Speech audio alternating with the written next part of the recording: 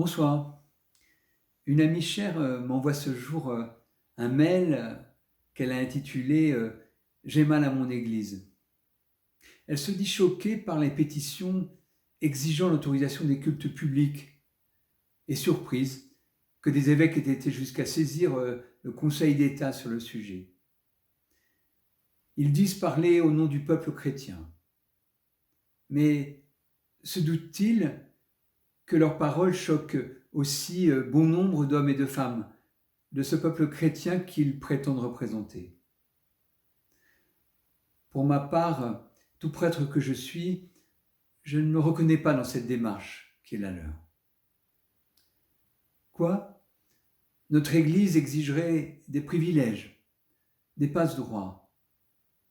Car, entre nous, si l'on autorise les catholiques à se rassembler en nombre à l'Église, il faudra aussi autoriser que les protestants fassent de même dans leurs temples, les orthodoxes dans leurs églises, les musulmans dans leurs mosquées, les juifs dans leurs synagogues.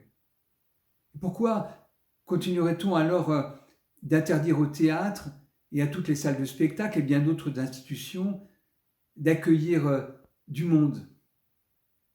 Est-ce bien cette liberté-là que l'on exige?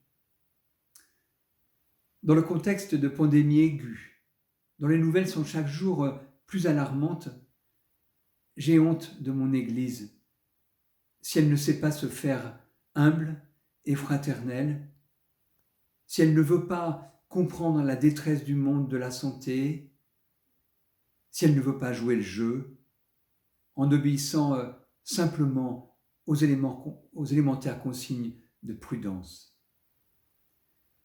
L'Église que j'aime se devrait d'être exemplaire dans l'esprit civique et plus que jamais solidaire des soignants qui donnent tout pour nous protéger, solidaire aussi de tous ceux qui sont obligés de fermer boutique et dont la survie est menacée. Exigeons la messe, disent-ils.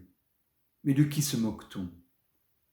Quel visage croyons-nous donner aux non-chrétiens et à tous ces souffrants dont le vrai souci est de survivre? On lance le mot de soumission au pouvoir politique, et si on le remplaçait par le beau mot d'obéissance que notre Église connaît si bien? Au fond, il ne nous faut jamais oublier l'exemple de celui que nous suivons, le très haut qui se fit le très bas. Mais notre Église aurait-elle donc perdu le sens du sacrifice?